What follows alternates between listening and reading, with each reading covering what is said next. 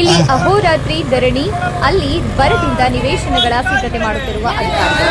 ಹೌದು, ಇದು ಚಳ್ಳಕೆರೆ ತಾಲೂಕಿನ ಟಿಎನ್ ಕೋಟೆ ಗ್ರಾಮ ಪಂಚಾಯತ್ ವ್ಯಾಪ್ತಿಯ ಗೋಸಿಕೆರೆ ಗ್ರಾಮದ ದಲಿತ ಕುಟುಂಬಗಳಿಗೆ ಹಕ್ಕುಪತ್ರ ನೀಡಿದ್ರು ನಿವೇಶನ ತೋರಿಸದೇ ಇರುವ ಬಗ್ಗೆ ದಲಿತ ಕುಟುಂಬಗಳು ನಿವೇಶನಗಳಿಗೆ ತಾಲೂಕು ಕಚೇರಿ ಮುಂದೆ ಅಹೋರಾತ್ರಿ ಧರಣಿ 3ನೇ ದಿನಕ್ಕೆ ಕಾಲಿಟ್ಟದ.